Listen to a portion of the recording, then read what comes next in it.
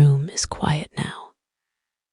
Perhaps you've dimmed the lights, or maybe you're already lying beneath warm blankets, your eyes heavy with the weight of the day. Wherever you are, in a quiet corner of your home, or far across the ocean in some distant country, I welcome you. What time is it there? Midnight. Or perhaps dawn is just brushing the sky with the faintest silver. Type it below.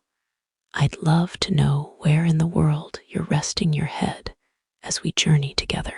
Tonight, I invite you to set aside the noise of the present and slip softly into a deeper time, a world that is not ours, yet feels achingly familiar.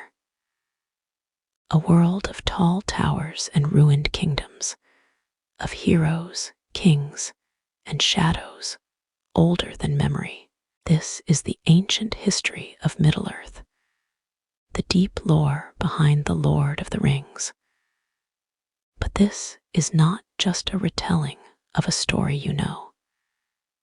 This is the history beneath the story, the ages that came before Frodo ever left the Shire. We'll wander through the undying lands and watch the first stars awaken. We'll sit beside elven lords as they craft rings of power, and we'll witness the rise and fall of kingdoms older than the mountains, and all of it told in a gentle rhythm, like distant waves on a forgotten shore. There will be no loud sounds here, no harsh clashes of swords, only the quiet unfolding of time, like the slow turning of ancient pages. So if you feel your eyes beginning to close, let them. Let my voice guide you.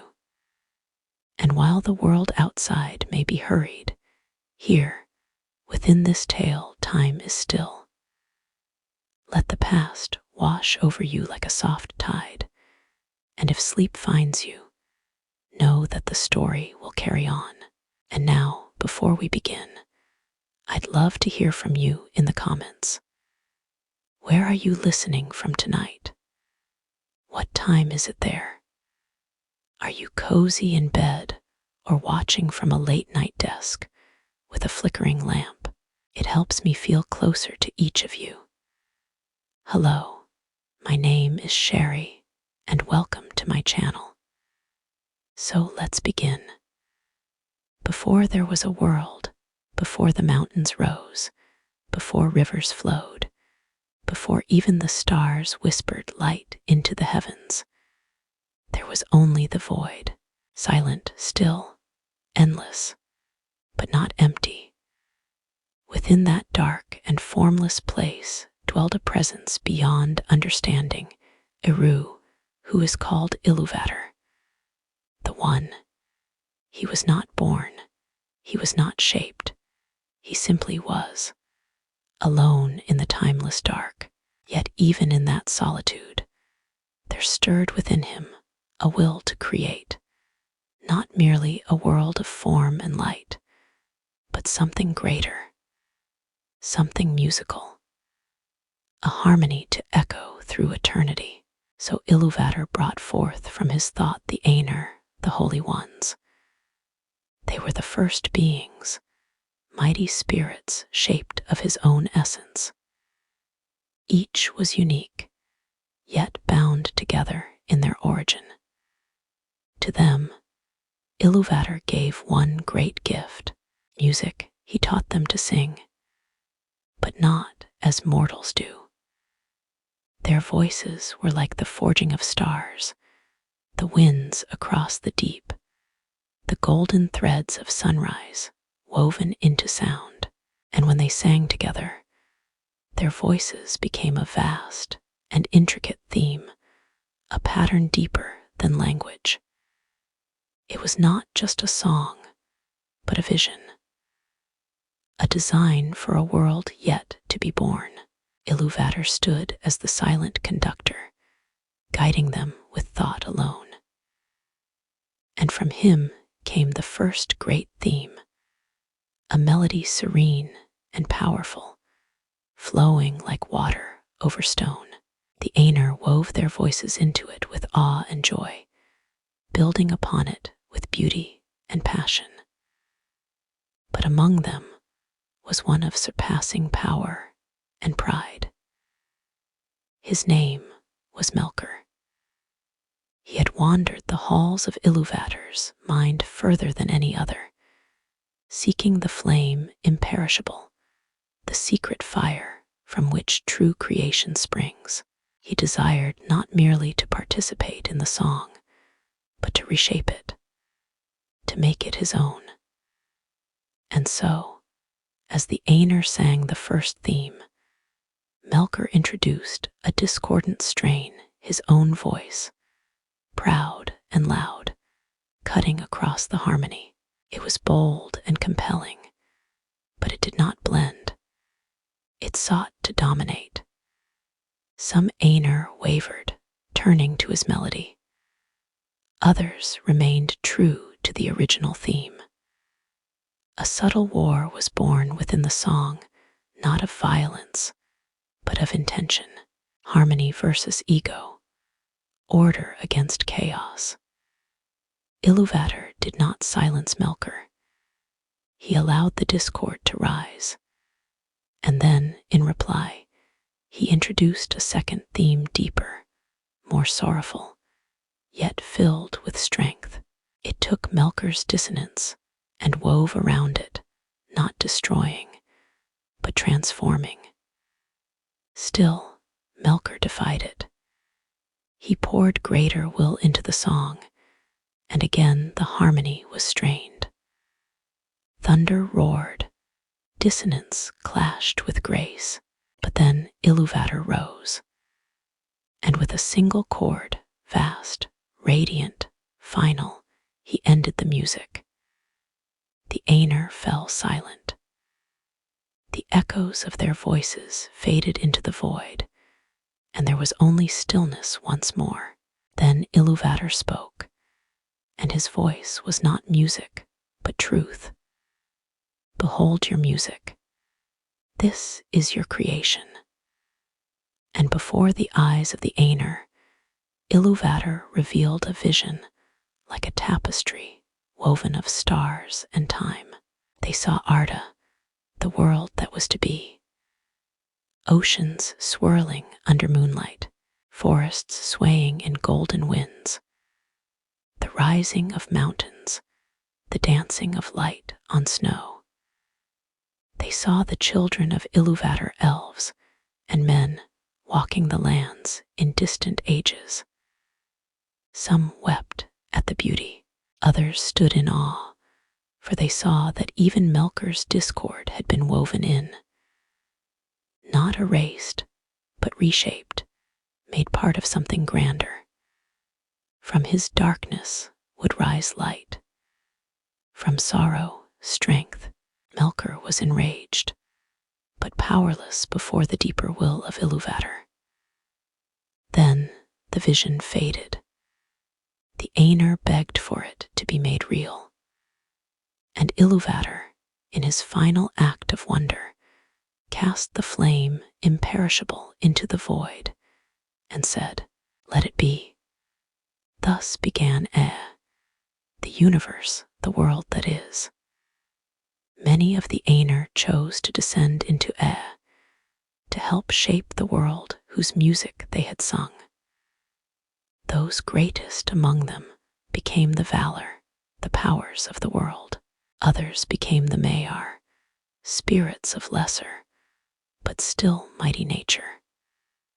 But in descending, they became bound to the world. No longer merely spirit, they were now part of Arda, sharing in its fate until the end of time, and so the shaping began. But not in peace, for Melkor also descended, and with him came ambition and pride and the hunger to rule all things. He would become the first Dark Lord, sowing seeds of strife from the very beginning. Yet even still, all was not lost. The music of the Ainur echoed through every mountain, every star, every stream that would ever flow. The world was born of music, and its song has never truly ended. Somewhere in the starlit vastness of this new-made world, a quiet wind begins to stir. Trees whisper ancient secrets, and the first lights, not of sun or moon, but of stars, awaken in the night. But before the elves walk beneath them, there is more to unfold. The world had been born, a soft and shapeless cradle of potential. But in its earliest days, Arda was still formless. The seas boiled without shorelines. The winds screamed without pattern. There were no trees, no stars, no sky above to hold them. It was a raw canvas, awaiting the strokes of will and craft. Into this world came the Valor. They were the greatest of the Ainur who had chosen to enter not to rule, but to tend, to shape, to heal. They had sung the world into being, and now they would build it, walking as its stewards, immense, radiant beings of unfathomable power, yet bound by love for what they had helped create. There were 14 Valor, the one Melkor would soon become their great adversary. Each embodied aspects of the world's design, their spirits echoing the themes they had sung. Some came as shapers of land, others of air, of sea, of growing things, of dreams and judgment, and they set to work. The mightiest among them was Manwe, Lord of the Winds, chosen by Iluvatar to be king of Arda. His voice was like the sky itself, vast and pure. With him was Varda, the Lady of the Stars, whose beauty was so profound that even the deepest darkness shrank from her gaze. The elves would one day call her Elbereth and whisper her name in times of fear and wonder. Together, they were the light and breath of the world. Then there was Ulmo, Lord of Waters.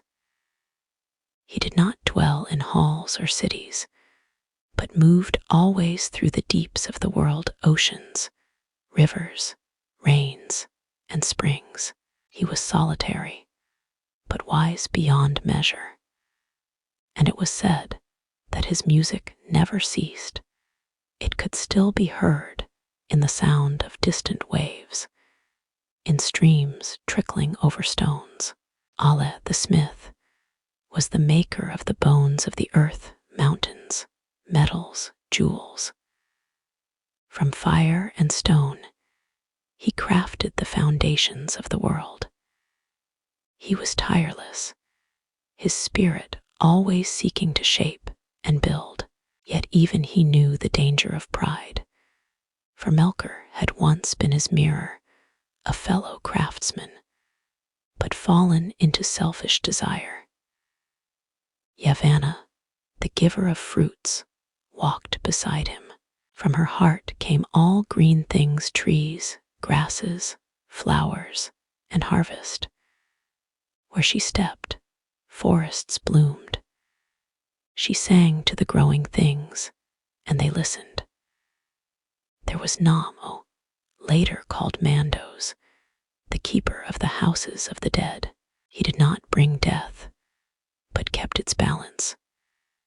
He remembered all things, and his halls were quiet and solemn.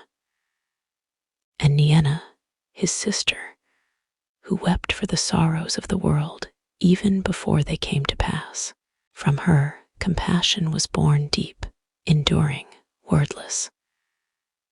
These were but a few of the Valor, and their work began in earnest. But Melkor, He too had entered the world. Once the greatest of the Ainur, his heart had turned long ago. He desired dominion, not harmony. And though he had been part of the original design, he would not serve its purpose. As the Valor shaped the seas and raised the mountains, Melkor sought only to undo. He poured his power into ruining their work, shattering peaks, boiling the waters, sending fire surging up through the cracks in the earth. He sowed cold where there was warmth, shadow where there was light. Thus began the first great struggle of Arda, not of armies, but of making and unmaking. Mountains would rise, only to be cast down. Seas would calm, only to storm again. The shaping of the world was marred from the beginning, scarred by the hand of Melkor. To protect what they could, the Valor withdrew from the wider world and created for themselves a hidden land in the far west, Ammon, the Blessed Realm. And in Ammon they built Valinor. It was a realm of such beauty that the memory of it would echo across ages. There were no shadows in Valinor. Its skies were always golden, and the wind was like the breath of song. Towering halls and silver gardens stood amidst fields of undying green. Here, the Valor lived in peace, far from the reach of Melkor for a time. And in the center of Valinor, Yavanna brought forth two mighty trees, Tolpirion and Laurelin. Tolpirion bore silver light, cool and pale as moonlight on snow.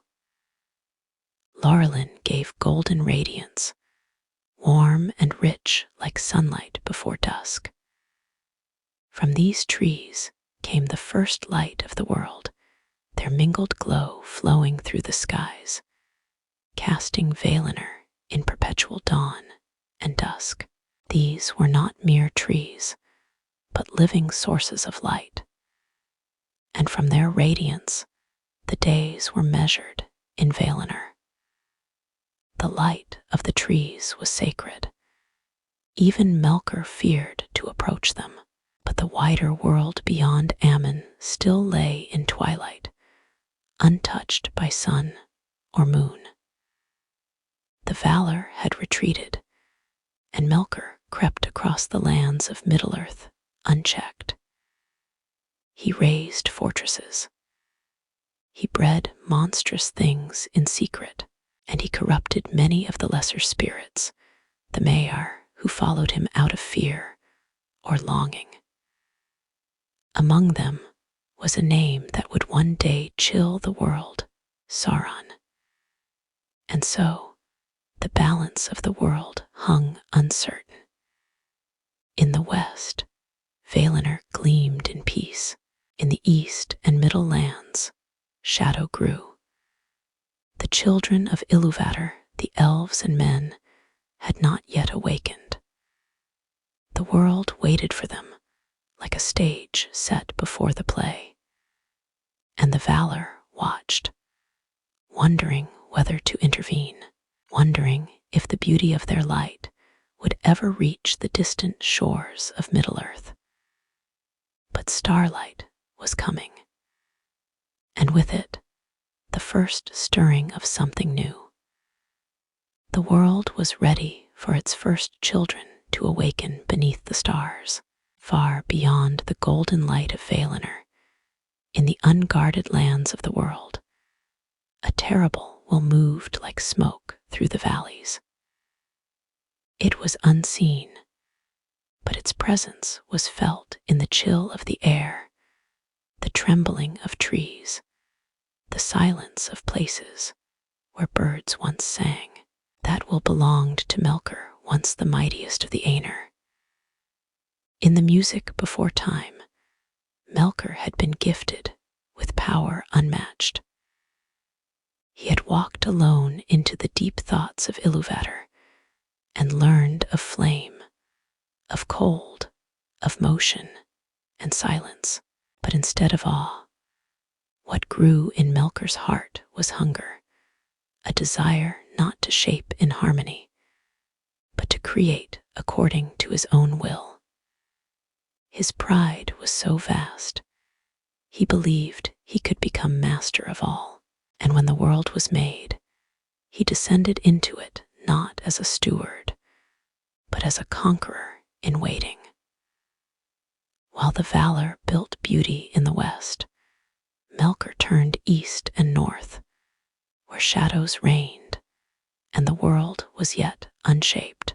There he founded his first stronghold, Utumno, the deep fortress. Its gates were buried in the cold north of Middle-earth, hidden beneath mountains of ice.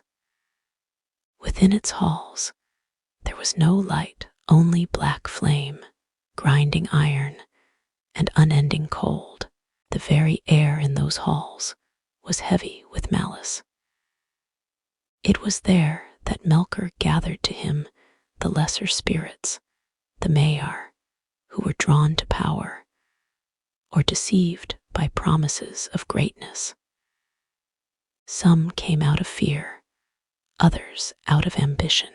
One of the greatest among them was Mairon, a Maya of Ale, who loved order and precision, but in Melkor's service, he would become something else entirely. Sauron. Together, they began the slow corruption of the world. Melkor twisted the creations of the Valar into mockeries of their former selves. Where Ulmo's waters once sang, now they howled through cracked and blackened canyons. Where Yavanna's forests had begun to spread, Melkor scorched them with fire and ash. Trees were felled, rivers poisoned, and the roots of mountains cracked open by flame. And worse still, he began to experiment. In secret chambers far beneath Utumno, he captured creatures and spirits alike, breaking them, reshaping them. In time, the origins of trolls, giants, and other misshapen beasts would be traced back to these black halls of torment. It is whispered, though the truth lies buried in the distant past, that the origin of orcs may have begun here, once elves, taken and broken before their brethren had even woken to the stars. But in these earliest days, the elves had not yet awakened. The Valar, still unaware of when or where the children of Iluvatar would appear, labored in Valinor, sheltering the light and preparing the world in anticipation. They hoped beauty would spread. But Melkor was always watching. He saw the light of the two trees as a threat. He knew the Valar were waiting for something or someone, and he feared it would not be him.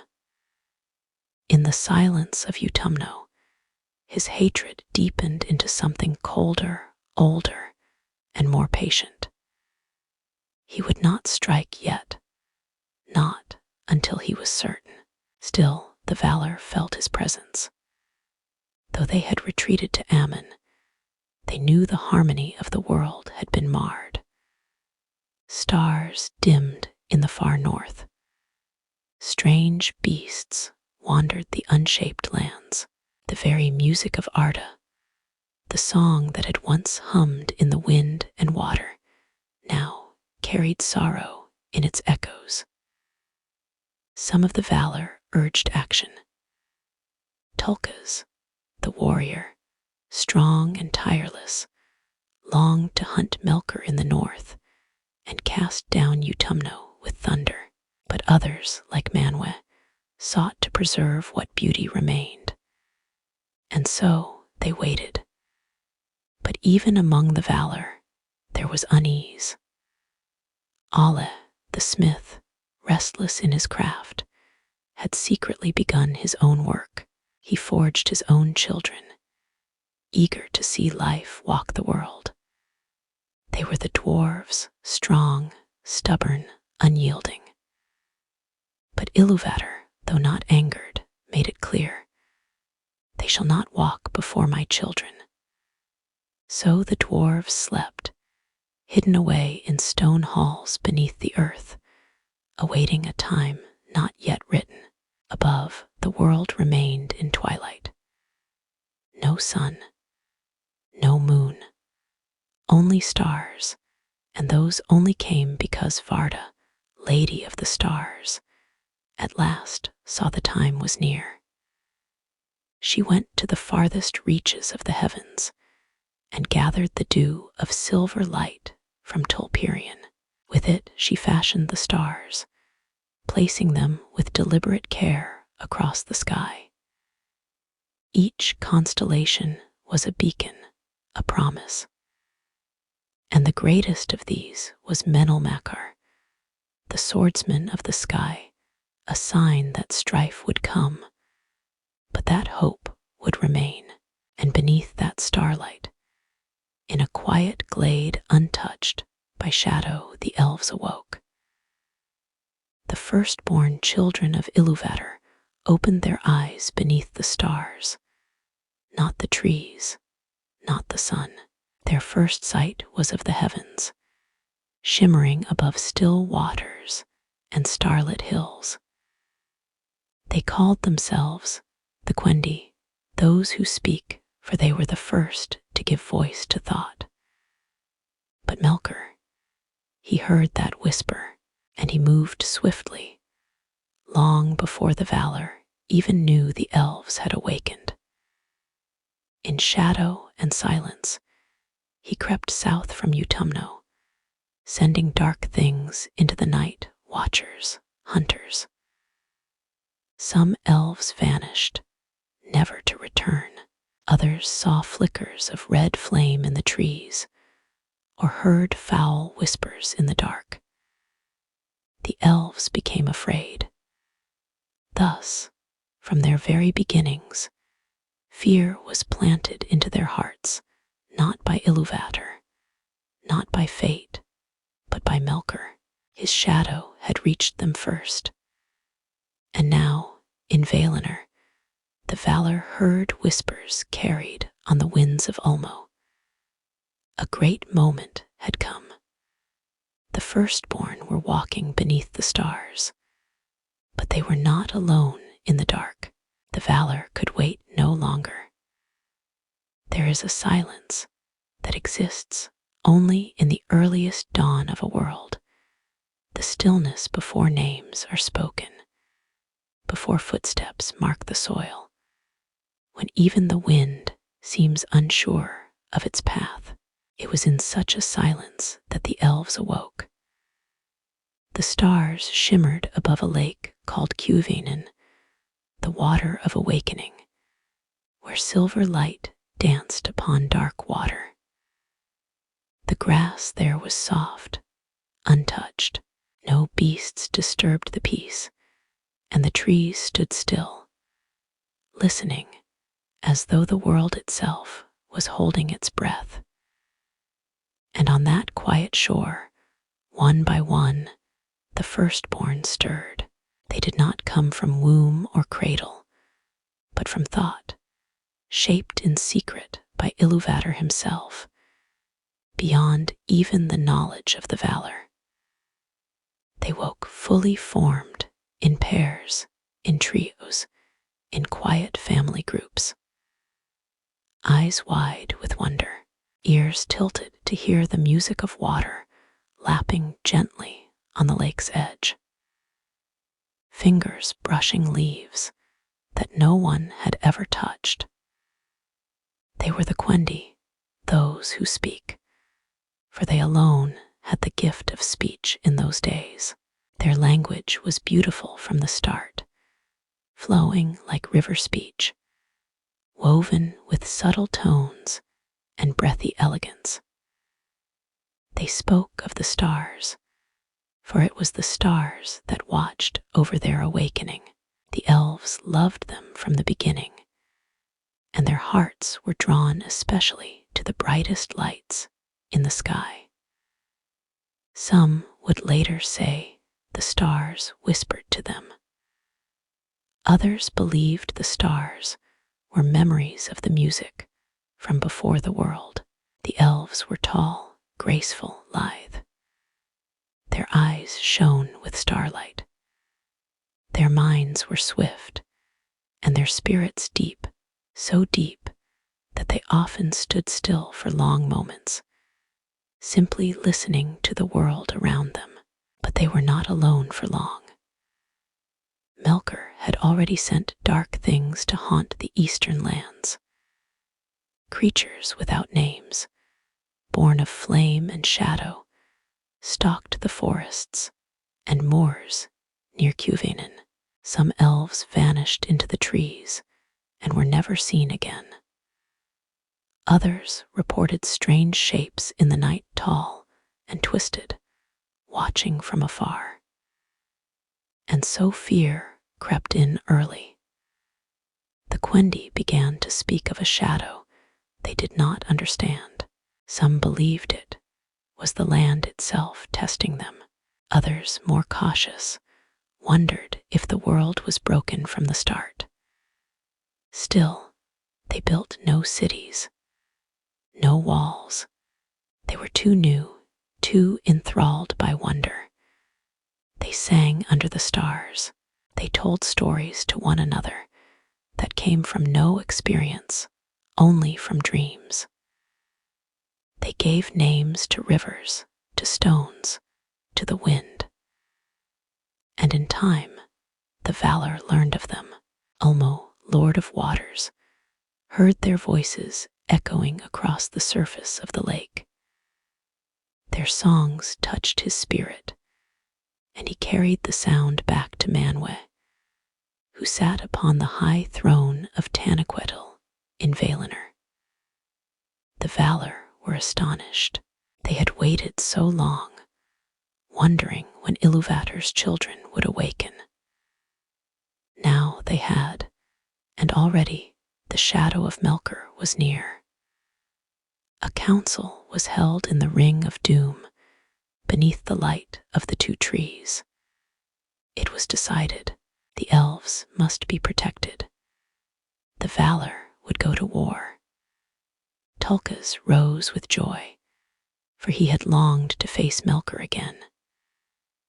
And so began the first great conflict between the powers, the war for the sake of the elves. The Valar crossed into Middle-earth in power. The stars above wheeled as their presence stirred the foundations of the world. Melkor had made his fortress strong, but the wrath of the Valar was patient and absolute. Utumno, his dark fortress in the north, was broken. Its gates shattered, its halls thrown down. The Valar captured Melkor and bound him in unbreakable chains.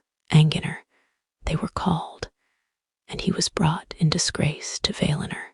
There he would be imprisoned for 3 ages, a punishment for the ruin he had wrought.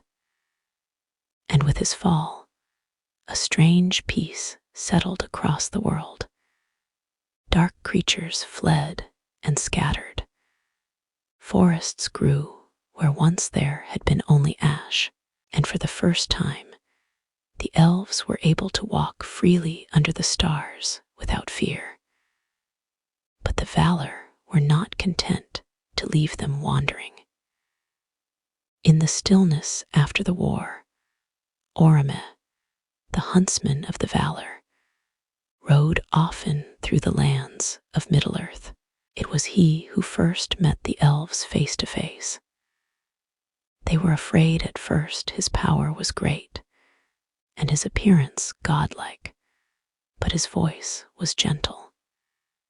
He spoke to them of Valinor, the blessed realm, where light never faded and no shadow dared to walk. The Valar desired to bring the elves westward, out of the darkness, and into the light. Yet this proposal stirred unease. The elves had only just begun to know the world.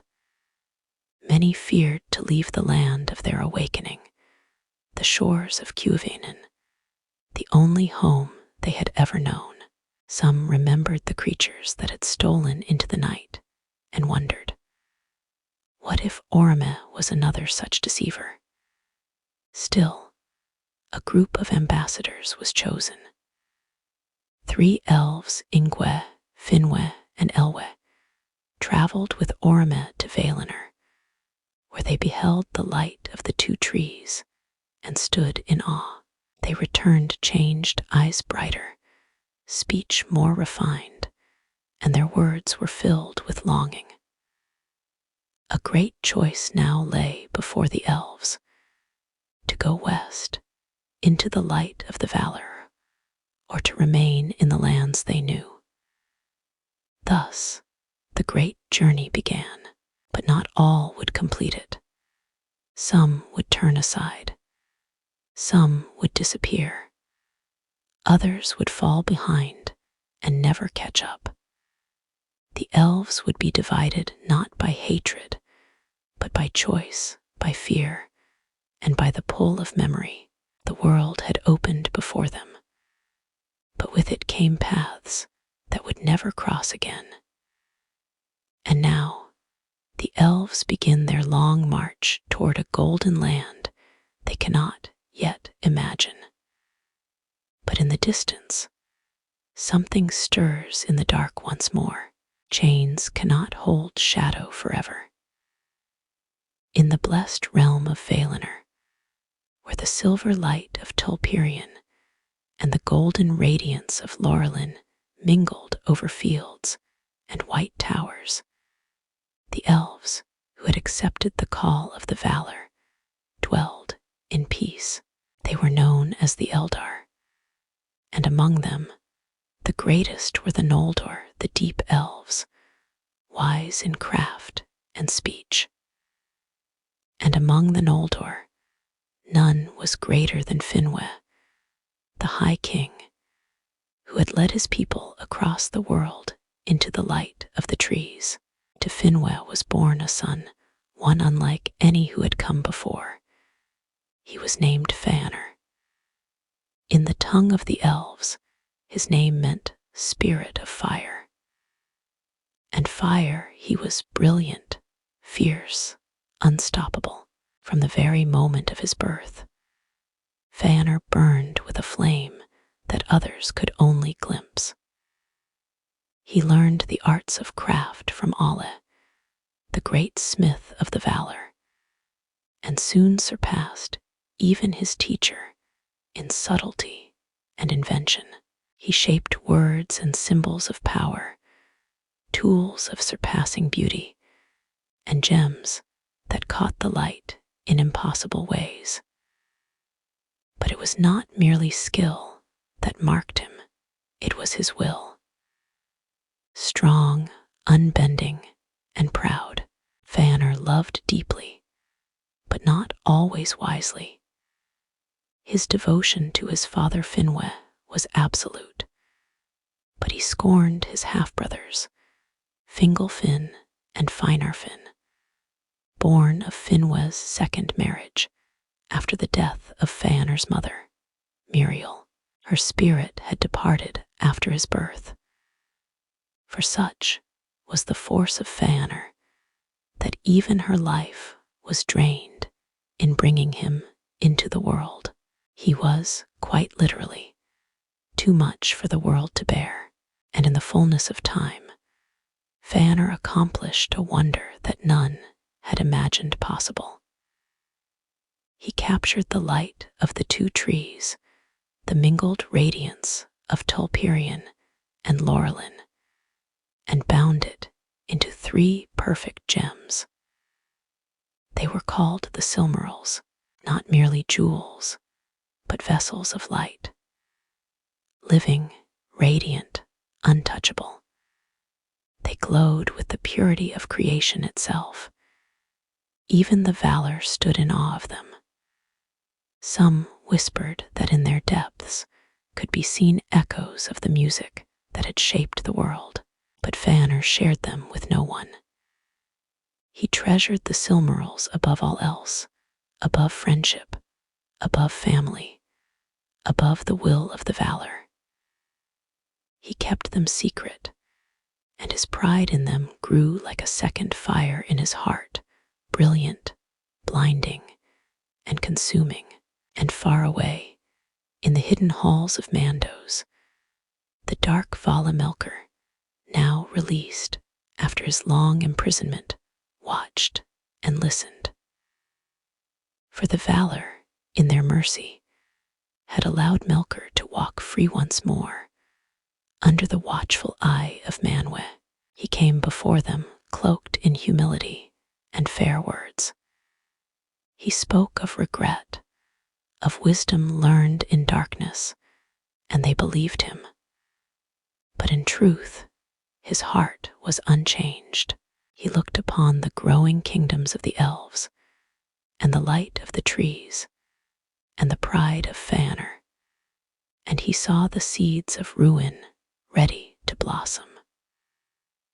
Melkur's whispers began in shadowed halls, in quiet corners, in half-spoken words. He fed Ainur's suspicion, stoked his resentment. Why should the Valar rule your people? Why should your brothers stand beside you when you alone hold the flame of genius?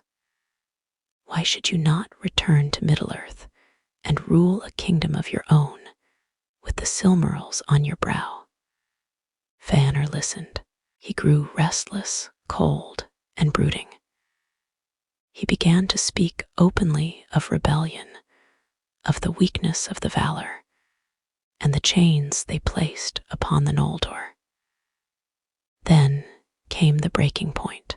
In the heart of Tirion, the city of the Noldor, Ainur came armed before his half-brother Fingolfin and threatened him, accusing him of seeking to usurp his place as Finwë's heir. The Valar intervened. Ainur was banished from Tirion, and he withdrew to Forminos, a fortress in the northern hills, where he took the Silmarils and shut them away from all eyes. Finwë, torn between his sons, chose to follow Ainur into exile, and Melkur, denied access to the jewels he craved more than anything in the world, grew desperate. He fled Valinor, disappearing from the sight of the Valar, and made secret alliance with an ancient creature of destruction, the monstrous spider spirit Ungoliant, a being of hunger and darkness. Together they struck. Under cover of night, Melkur and Ungoliant crept into Valinor during a festival, when the Elves and Valar were gathered in joy. While the realms sang, the two trees stood unguarded, and with claws of black shadow, Ungoliant drank the light of the trees. Their radiance flickered, dimmed, and died. Darkness fell upon Valinor, total and suffocating. The trees withered. No sun yet shone. No moon had been born. The world was plunged into night. And in that blackness, Melkur struck again. He went to Forminos, where Finwë stood guard over his son's treasures. There, Melkur slew Finwë, the first murder in all the world. He took the Silmarils, and he fled. He returned to Middle-earth, now wholly his own domain. And there, in the shadowed north, he built a new fortress, Angband, and crowned himself with the Silmarils set in iron upon his brow. From that moment on, he would be known by a name of terror, Morgoth, the black foe of the world. And when the Valor found what he had done, when they stood weeping beneath the dead trees, when Fëanor learned of his father's death and the theft of his jewels, a fire was rekindled. But this was no longer the fire of creation. It was the fire of vengeance. The trees were dead. Darkness had swallowed Valinor, and with it, the peace of the blessed realm. The Valor stood in mourning beneath the twisted boughs of Tolkien and Laurelin. Their light was gone, and with it, the guiding glow that had once filled the world with order and grace. The silence that followed the death of the trees was deep, thick as fog, heavy as morning veils. But in the far northern hills of Ferminos, another silence was shattered by grief.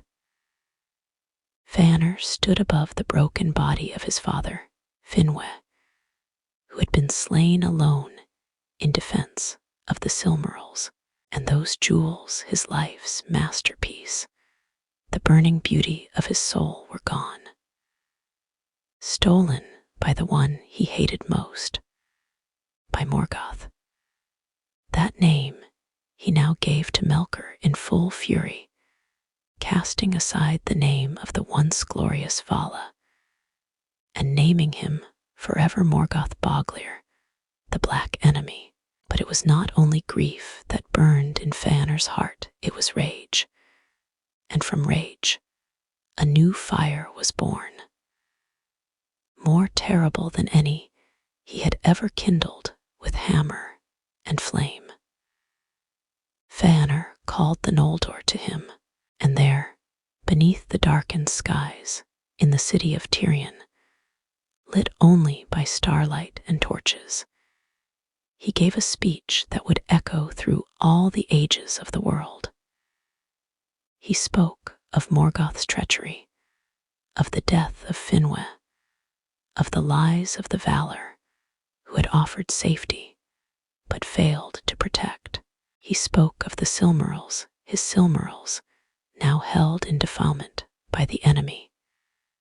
He called on the Noldor to rise, to reclaim what was theirs, and to leave Valinor behind. And as he spoke, his words kindled ancient pride. The Noldor, wise and strong, had long chafed beneath the rule of the Valor. Fëanor's voice gave form to that quiet discontent. Many began to murmur in assent. Some wept, not for sorrow, but for longing to return to Middle-earth, their ancestral home, and to rule in glory. Then Fëanor swore a terrible oath. Before his 7 sons, Medros, Maglar, Celigorm, Caranthir, Curufin, Amrod, and Amraz, he laid his hands upon a sacred altar and vowed, be he Vala or elf, or mortal or Maya, or whatever else that yet may come into being, if any hold or take or keep a Silmaril from this hour, against the will of the Fëanorian, he shall be our enemy, and we shall pursue him with vengeance unto the end of the world. And his sons, loyal and proud, echoed the vow. This became the oath of Fëanor, a bond not merely of word, but of fate, a curse in all but name, for it bound them to their pride, their grief, and their rage, and it would lead them into darkness deeper than any they had yet imagined. Not all the Noldor agreed. Many were afraid. Some, like Finarfin, Fëanor's half-brother, warned against defiance. But another, Fingolfin, stood between silence and fire. He did not trust Fëanor. He feared his pride, but he also loved the people of the Noldor, and feared what would happen if he left them alone. And so, With heavy heart, Fingolfin pledged to follow, if only to protect. A great host was gathered. The Noldor made ready to depart Valinor and return to Middle-earth. But there was a problem: the sea. To cross the wide ocean between Aman and Middle-earth, they would need ships, many ships, and only one people had them: the Teleri, the Sea Elves. The Teleri had not taken part in the march to Valinor willingly. They had followed slowly and reluctantly, and when they arrived, they built a great city by the shore, Ulqualinde, the haven of the swans. There they lived in peace, crafting ships of white wood and silver sails, singing beside the waves. When the Noldor came to them and demanded their ships, the Teleri refused. They would not be party to rebellion. The ships were precious, crafted with love and song, and not to be used in war. Feanor did not ask again. He took. A battle was fought at the harbors of Ulqualinde, a bitter, bloody conflict between kin. The Noldor, armed and hardened by fury, struck down their Telerin brethren. The swan ships were stained with blood. The sound of song was drowned in the cries of the dying. This was the first kinslaying. It had never happened before. No elf had slain elf in such numbers. No one had believed it possible. But now the world was changed. The Valar, hearing of the bloodshed, sent Mandos, the doomsman of the Valar, to speak before the fleeing Noldor in the shadowed lands of Araman. He stood like a figure of ice and thunder, and he pronounced the doom of Mandos. Tears unnumbered ye shall shed, and the Valar will fence Valinor against you and shut you out, so that not even the echo of your lamentation shall pass over the mountains, and those who follow Feanor shall find no rest, and all that you do shall turn against you, and treason shall ever follow treason. Some turned back, horrified. Finarfin, wise and noble, led many of his people back to Valinor in sorrow and repentance, but Feanor laughed bitterly. He accepted the doom. He believed it worth the price. He and his sons sailed north with the stolen ships, and there, upon reaching the shores of Middle-earth, he committed one final act of betrayal. Fearing division, he burned the ships at Loskir, stranding Fingolfin and his followers in Aman. Without ships, they were forced to march across the Helcaraxe, the grinding ice, an icy wasteland of peril and death. Many perished, but Fingolfin did not turn back. His people endured the cruel march, and when at last they emerged on the northern shores of Middle-earth, they did so beneath the rising of a new light, the first dawn of the sun. But far to the north, Morgoth watched from the towers of Angband. The elves had come. The Silmarils burned upon his brow, and the war he had long prepared for was now upon him. Before the sun rose, before the moon ever glowed silver in the sky, the land that would be called Beleriand stretched quietly under the stars, a land of ancient forests, mist-covered rivers, and silent mountains that remembered the first echoes of the world's making. This was Middle-earth, the mortal continent older than the memory of most, untouched by the light of the trees until the coming of the Eldar. But now, the flame of Fëanor's rebellion had lit the skies. The elves had returned, some by sea, and others, like Fingolfin's host, by ice and suffering. And as the First Age began in earnest, Beleriand stirred. This was no empty wilderness. Long before the Noldor returned, other elves had dwelt here. They were called the Sindar, the Grey Elves, those who had never completed the journey to Valinor. Led by their wise and noble King Thingol and his Queen Melian, they had long lived in peace, unseen and undisturbed by the Valar's shaping hands. Melian was not of the world of elves or men. She was a Maya, one of the divine spirits who had walked the world before its shaping. She had fallen in love with Thingol in the ancient forest of Nan Elmoth, and their union brought forth a child unlike any other in Arda, a daughter born of spirit and flesh, of starlight and song, Lúthien. But her tale was yet to come. For now, Thingol ruled from his hidden fortress of Menigroth, the 1,000 caves, carved deep beneath the forests of Doriath. There, beneath arches lit by starlight and gem, with Melian's enchantments guarding its gates, Menigroth was a realm of wonder, both beautiful and guarded. Melian's power formed a protective veil known as the Girdle of Melian, a mystical barrier that no enemy could cross unbidden. It kept Doriath secret, cloaked from the dark eyes of Morgoth.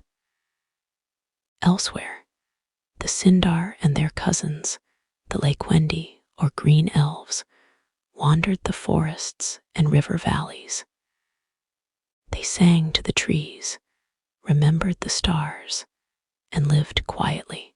But the return of the Noldor and the looming shadow in the north would soon change all of this. When Fëanor first landed upon the shores of Lamoth, he immediately attacked Morgoth's forces in what would be known as the Dagor Nuin Goliath, the battle under the stars. It was a fierce assault. The Noldor, newly arrived and burning with wrath, struck Morgoth's armies with stunning force. The elves were victorious, but not without cost.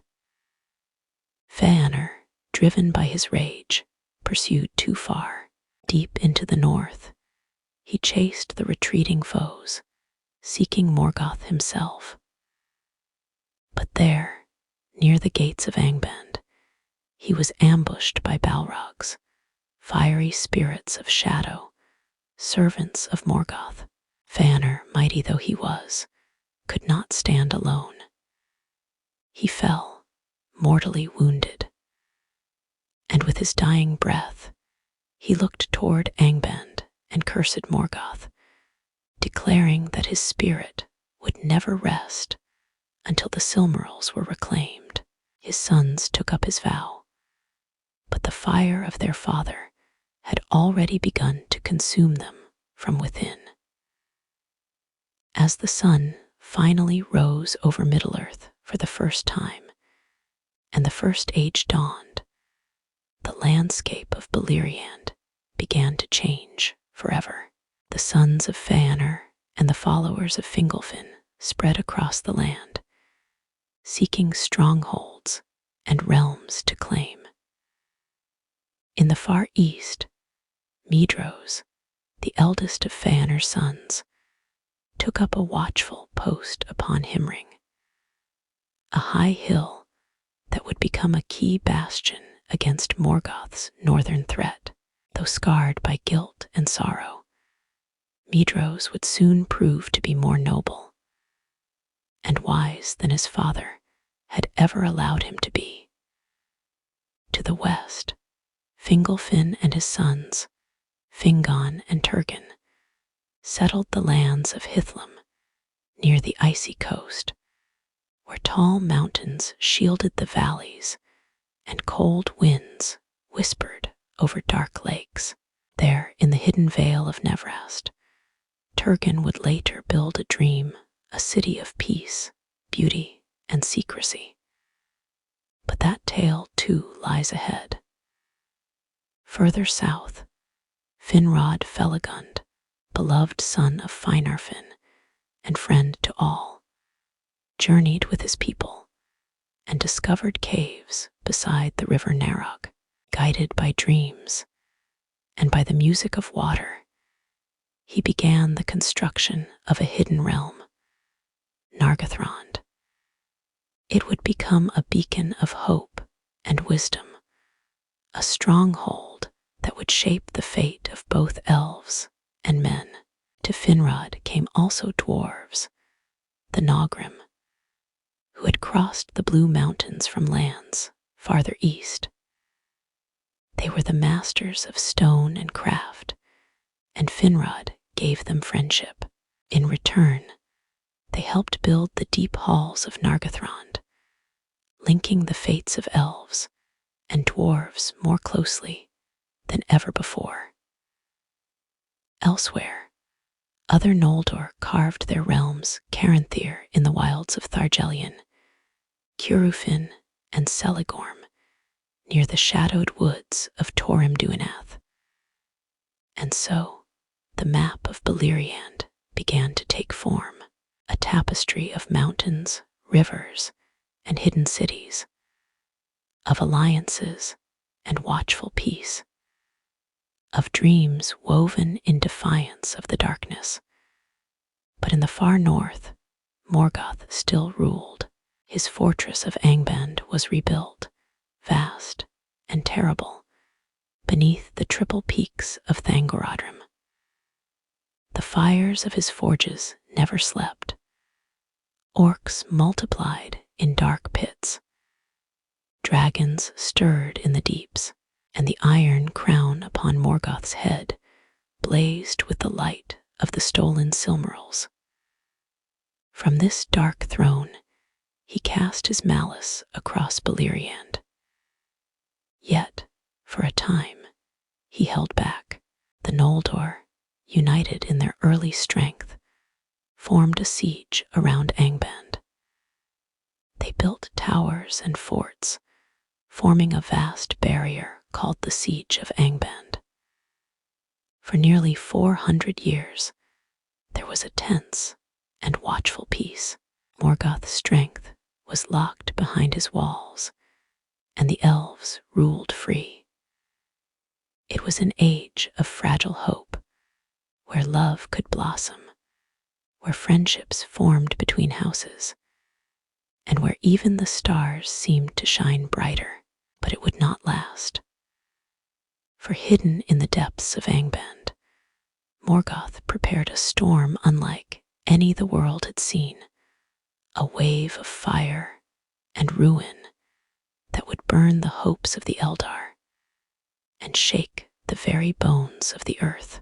There came a time, deep into the First Age, long after the sun first rose, and the siege of Angband was laid when the elves, watchers of the stars and children of the elder days, felt a new presence move across the forests and plains of Beleriand. They were not of the same song. They were younger, fragile, curious, and mortal. They were men, the second children of Iluvatar. Long had they wandered in the east, far beyond the reach of Morgoth's shadow, but now, drawn by light and dreams, they came westward.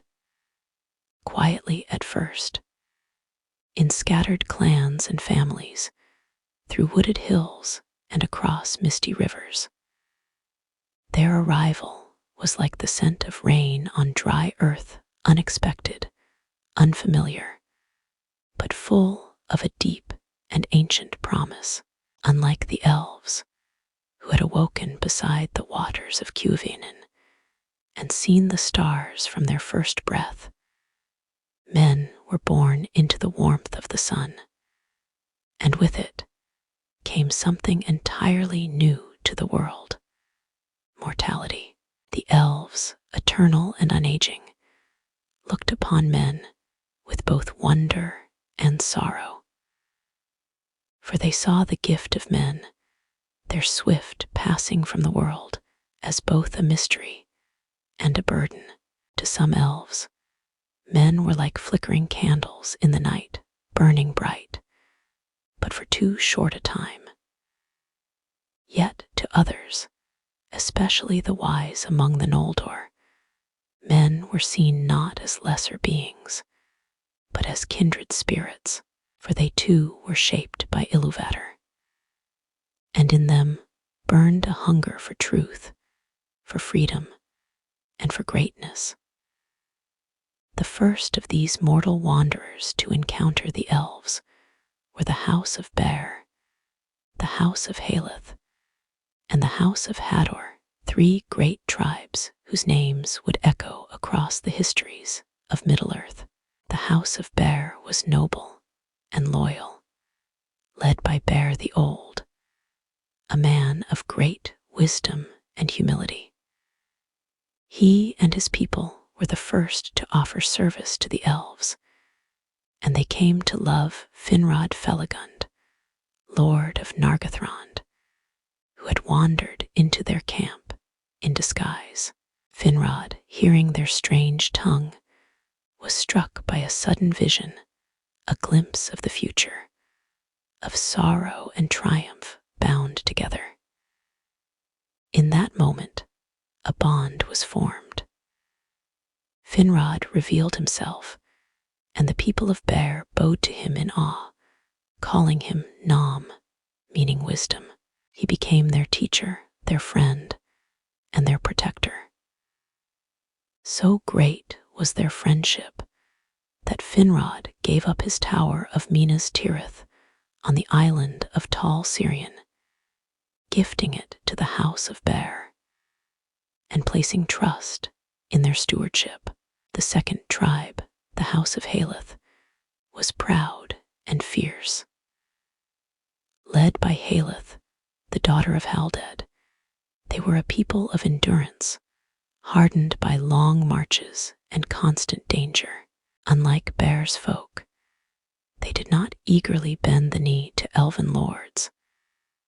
They loved the forests, especially Brethil, and wished only to be left in peace. Haleth herself was a figure of legend, stern, tall, and unyielding. She led her people with steel in her voice and fire in her heart. And though she never married, her name became a lineage of honor. The third tribe, the House of Hador, was bold and golden-haired, full of life and valor.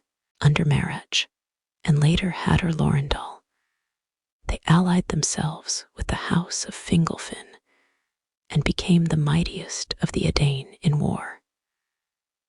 Their warriors were tall and fearless, and their loyalty was unmatched. From them would come many heroes and many tragedies.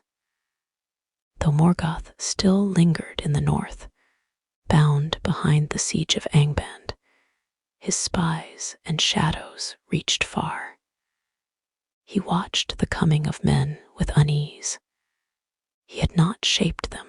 He had no part in their awakening. They were not of his making, and therefore he feared them. And yet he saw in them a vulnerability, death, mortality.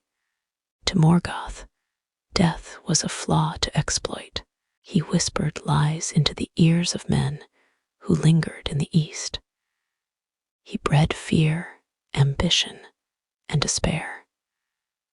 Some men, tempted by power or cowed by darkness, turned to him. These became known as the Easterlings, dark-hearted tribes who would one day ride in the shadow of his banners. But those who remained faithful, those who crossed into Beleriand seeking freedom were named the Edain, the fathers of men. And among the elves, they earned great honor. Their presence shifted the balance of power in Middle-earth. The long war against Morgoth, once fought only by the Noldor and their Sindarin kin, now had new blood, new voices. Men fought beside elves in watch forts and wilderness outposts. They shared songs, fire, and kinship. And in rare and sacred moments, they shared love. These unions would shape the fates of the world. In the woods of Doriath, the daughter of Thingol, Luthien, would one day meet Beren, son of Barahir of the House of Bear. And in their love, something impossible would blossom, something both beautiful and doomed. But that tale still sleeps in the branches ahead. For now, the peoples of Beleriand, elf and man, dwelt in a watchful kind of hope. The siege of Angband still held. The sun still rose, and though shadows stirred, the world breathed in rhythm, like a lull between thunderclaps. Finrod walked among the people of Bear, teaching them music and lore. Hador's warriors sharpened their spears in the cold winds of Dorlamen. Haleth's folk wandered the woods in solitude, guarding ancient trees. And high in the north, the fires of Morgoth's forges burned deeper than ever, unseen but growing hotter. For he had not forgotten the oath of Fëanor, nor had he forgotten the proud hosts who dared to siege his realm. And the storm he prepared would begin not with armies, but with fire. For nearly 4 centuries, the siege of Angband held. The Noldor, proud and persistent, had raised watchtowers, patrols, and fortresses across the northern frontier of Beleriand.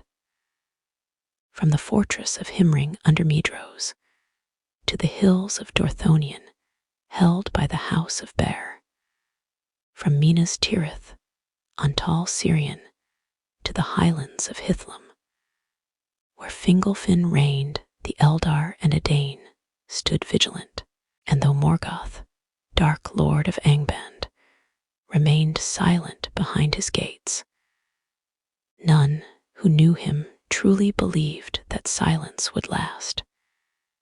He had not forgotten, not the insult of the Noldor's defiance, not the theft of his own treasures, the very Silmarils for which he had slain and lied.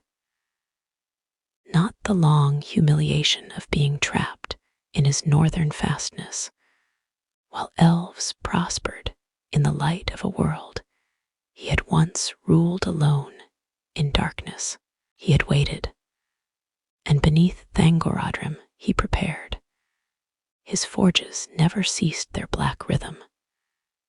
Deep within Angband, his servants bred new horrors, great wolves of unnatural strength, orcs in vast numbers, and most terrible of all creatures born of heat and malice, whose breath was flame and whose wings cast shadows over mountains.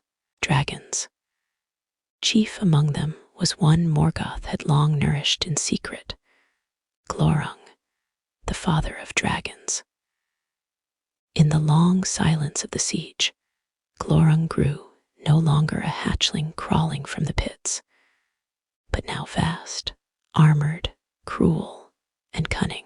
And so, in the cold early months of the year 455 of the First Age, Morgoth's silence ended.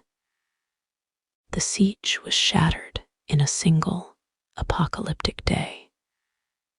It began with fire, not a fire of wood or torch, but rivers of flame pouring from the gates of Angband. Morgoth unleashed the dagger Bragalach, the battle of sudden flame. The very mountains split with heat as firestorms rolled across the plains of Ardgalen, turning green fields into a blackened wasteland.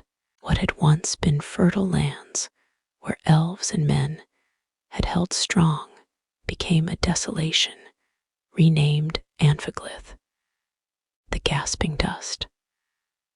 Alongside the fire came Morgoth's legions, orcs in countless numbers, twisted and armored, and behind them, Glorung himself, his scales like molten iron, his eyes burning with malice. One by one, the watch forts of the Noldor fell. In Dorthonion, Angrod and Egnor, sons of Finarfin, stood with the House of Bear. They fought with unmatched valor, but were overwhelmed. Angrod fell in battle, and Egnor with him. The highlands were lost, and many of the Edain perished, including Barahir, whose line would yet endure through sorrow. Farther east, Medros held Himring. Though the land around him was scorched, and many of his kin were driven south or slain, Medros did not fall. His hill became an island of resistance, a flickering light in the growing dark. In the west, Minas Tirith, now held by Orodreth, nephew of Finrod, was taken by Morgoth's forces. The tower was overrun, and from there, Morgoth's lieutenants began spreading terror into the heartlands. Tal Sirion, once a place of peace and light, became a stronghold of horror, renamed Talingorhath, the Isle of Werewolves. Finrod was forced to flee Nargothrond. Fingolfin, High King of the Noldor, watched from Hithlum as the lands to the east and south were consumed. And then he could bear it no longer. Mounted on his great steed Rocheller, Fingolfin rode alone to the gates of Angband. He crossed the desolate plains, now crawling with orcs and shadow creatures, slaying many as he passed. At last, he stood before the mighty iron doors of Morgoth's fortress and struck them with his sword. And then he cried out a challenge. In all the long wars of the First Age, none dared do what Fingolfin now did. He demanded single combat with Morgoth himself. The Dark Lord emerged, cloaked in shadow, crowned in flame, bearing his great hammer Grond. Morgoth stepped forth to face the High King of the Noldor. And though he was the mightiest of the Valar, and Fingolfin but a prince of the children of Iluvatar, the duel was fierce beyond legend. Fingolfin danced like a flame, swift and defiant. He struck Morgoth 7 times, and each time Morgoth screamed, and his black blood scorched the earth. But in the end, Fingolfin stumbled, the ground broke beneath him, and Morgoth struck. With a final cry of defiance, Fingolfin fell. Morgoth would limp forevermore from the wounds he received that day. Thorondor, king of the eagles, swooped from the mountains and bore Fingolfin's body away, saving it from desecration. The elves buried him in secret honor, and his tale passed into song. Yet the battle raged on. The kingdoms of the Noldor were broken. Only fragments remained Himring under Medros, Hithlum under Fingon, and the hidden cities like Gondolin, whose time had not yet come into the light. The house of Bear was almost entirely destroyed. Barahir, one of the last lords of that line, escaped with 12 companions into the wilderness of Dorthonion, where they waged a desperate, fading resistance. From Barahir's house would come Beren, whose name we shall soon know. But now the world was changed. Where once the Noldor had marched proudly, now they huddled behind walls and shadows. The siege was broken. The light had dimmed, and Morgoth, triumphant, held dominion once more over the north. Yet even in defeat, the seeds of defiance remained. In secret places, courage flickered. And from those who had lost everything, legends would rise, the kind that would defy even fate. In the darkened years that followed the Battle of Sudden Flame, when the proud realms of the Noldor had crumbled, and fire ruled the northern skies, one small flame still flickered in the wilderness. A quiet defiance, born not of swords, but of the human heart. It was the flame of a man named Beren, son of Barahir, of the house of Bear. He was a fugitive, a hunted soul in the ruined forests of Dorthonion, where once the golden leaves had danced in the wind, and the waters of the Tarn Aeluin ran clear. But now the land was withered. The trees groaned with ash. Morgoth's orcs prowled the wilds like wolves, seeking the last free men who dared resist him. Beren had watched his father and companions fall, one by one, until he alone remained. He became a ghost in the woods, a legend among the enemy.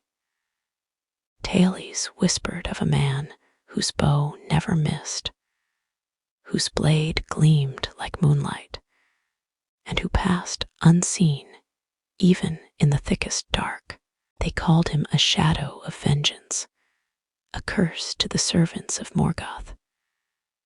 But he was also a man with a broken heart. For all his skill and courage, Beren was weary of war and loss. His homeland was lost, his people slain, and his hope fading. And so, at last, he fled the cursed woods and crossed the perilous mountains of Erd Gorgoroth, where even the bravest dared not walk. Through shadow and fear, he wandered, drawn by dreams he did not understand, until at last he came to a land untouched by the ruin of the world, Doriath.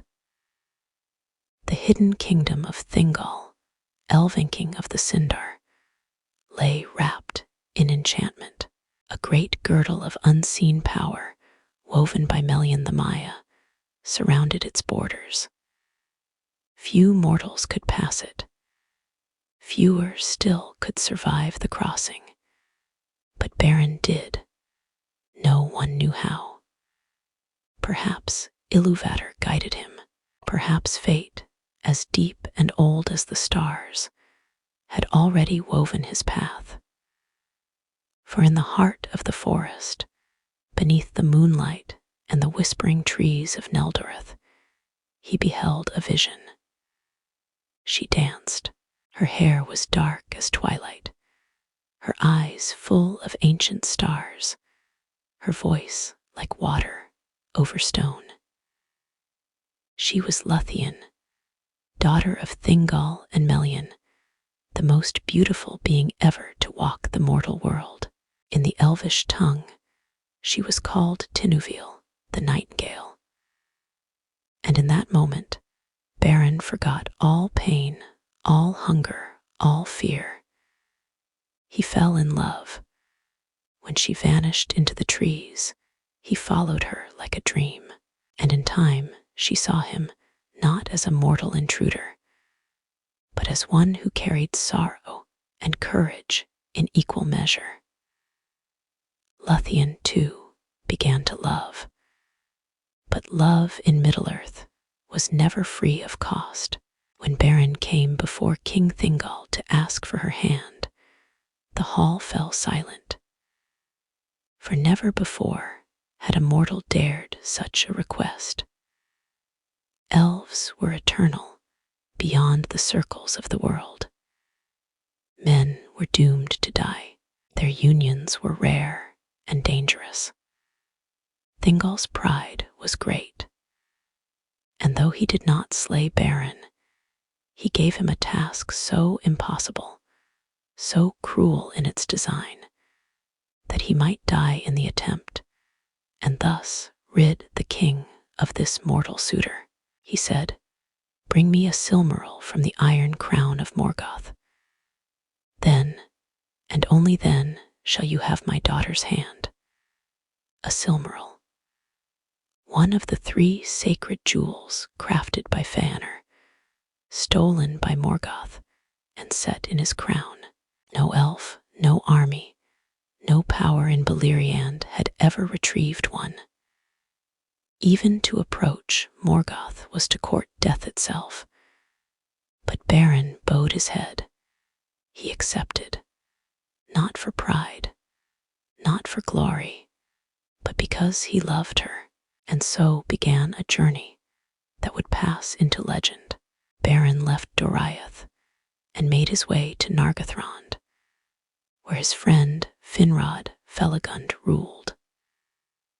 When he told Finrod of his quest, the elf lord did not hesitate, for long ago Finrod had sworn an oath of friendship to Barahir, Beren's father, and he would now fulfill it. Together, they set out with 10 companions.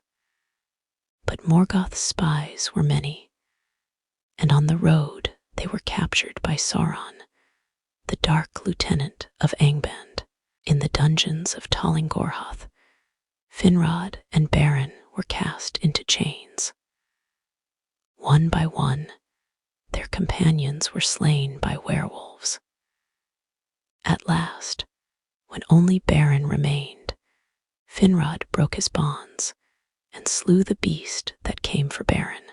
He died in doing so. Beren wept. Alone, broken, and imprisoned, his quest seemed ended, but hope had not forsaken him. Lúthien, having learned of his capture, escaped Doriath. With the aid of the hound, Huan, a great beast of Valinor, she came to Talingorhoth in disguise. She used song and magic to overthrow Sauron himself, casting down the tower and freeing Beren. Together again, they continued north, and by guile, courage, and divine fate, they reached Angband, the very fortress of Morgoth. There, Lúthien sang before the throne. Her voice was so pure, so full of sorrow and beauty, that even Morgoth was lulled into sleep. His court of horrors fell silent, his head bowed, and the iron crown slipped from his brow. Beren took his knife and cut a Silmaril free, but in their flight, disaster struck. The great wolf Carcharoth, guardian of the gate, bit off Beren's hand as he tried to escape with the Silmaril still inside. Wounded, pursued, they fled back to Doriath. There, Beren collapsed. Thingol, seeing the truth of their love and the price Beren had paid, was moved. Though the Silmaril was lost in Carcharoth's belly, he gave them his blessing. And at last, they wed, but Beren's fate was not yet done. He joined the hunt for Carcharoth, and in slaying the beast, he was mortally wounded. Lúthien, unable to bear the sundering of death, gave up her own life and passed into the halls of Mandos, the doomsman of the Valor. There she sang of love, of loss, of the pain of the children of Iluvatar. And Mandos, who had never before known pity, was moved. For her sake, and hers alone, he allowed a choice. They might return to Middle-earth, mortal both, and live a brief life together before the end. They chose love. They lived in quiet in the green woods of Osiriand, and when they passed at last beyond the circles of the world, even the Valor wept. And so it was that mortal man and immortal maid became one, their tale etched into the stars. And through their line would come the hope of elves and men alike, for from them would descend the child of destiny, Elrond, in the fading years after the dagger Bragalach, when the lands of the Noldor lay ruined and Morgoth's power seemed unbreakable. There yet remained one secret bastion untouched by shadow. Its name was Gondolin, hidden deep within the encircling mountains, accessible only by secret passes and guarded valleys. Gondolin was the crown jewel of elven resistance. To the outside world, it did not exist. Birds flew over it and saw nothing. Spies wandered its borders and found only stone and snow.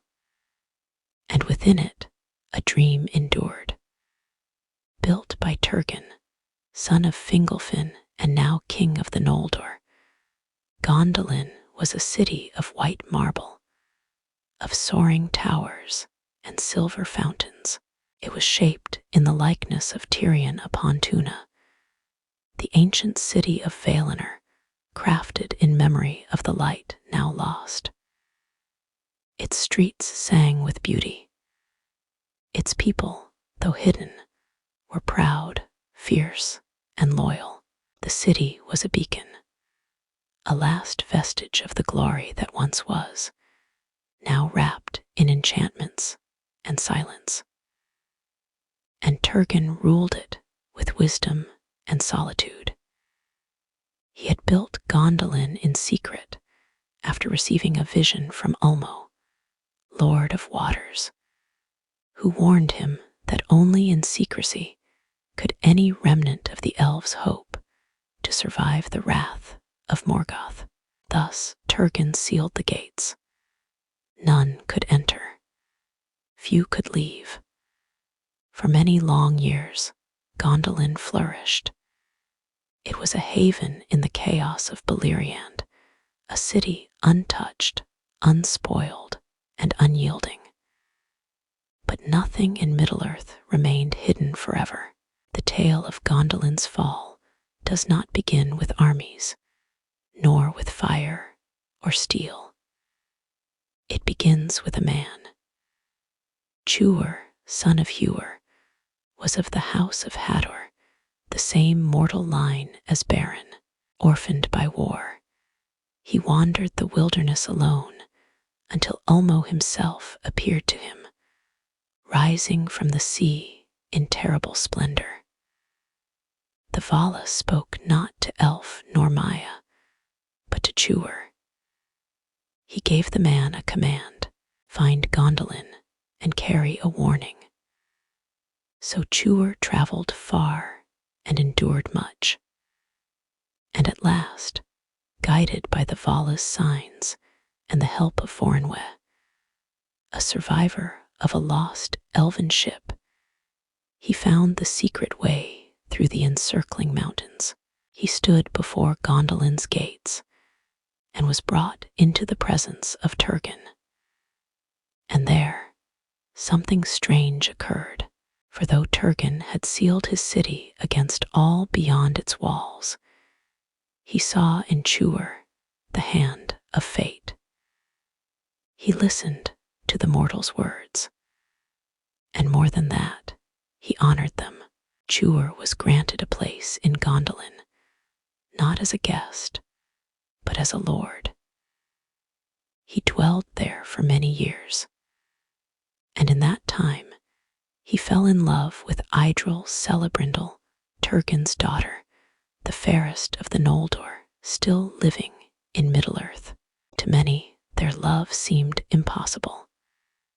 Yet Gondolin was a city of strange miracles. They were wed, and from their union was born a son, Eärendil, whose name means lover of the sea. Remember that name, for Eärendil would change the fate of the world. But joy cannot hold off doom forever. For within Gondolin, hidden among its people, lived a shadow, one who once had been noble, but whose heart was poisoned by pride and envy. Meiglin, the son of Aradhul, Turgon's sister, and of Eärl, a dark elf of the woods. Meiglin was both brilliant and brooding. He loved the city, but he also coveted its power.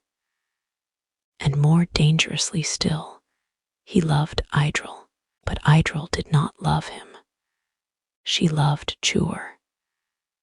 And Meiglin, bitter and vengeful, concealed his hatred behind a mask of obedience. In secret, he explored the mountains beyond the city. In defiance of law, he left Gondolin's hidden vale. And one day, he was captured by Morgoth's scouts. In the darkness of Angband, he betrayed the city. Morgoth saw his chance. He spared Meiglin's life on one condition, that he lead the armies of Angband to Gondolin. In return, Meiglin would rule after its fall, and Idril would be his. So it was.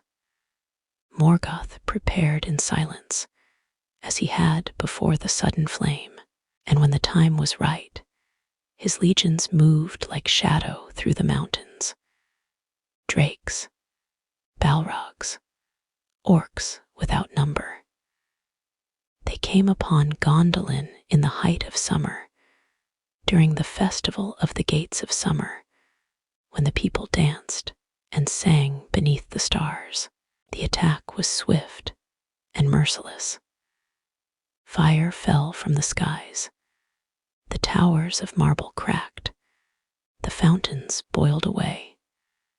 The hosts of Morgoth broke through every gate and street.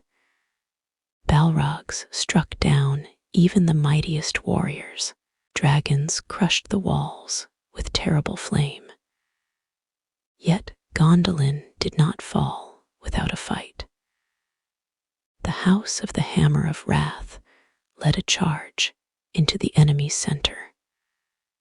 The warriors of the King's Guard fought to the last man, and J.R.R, with Idril and Eärendil beside him, cut his way through fire and ruin to find a path of escape.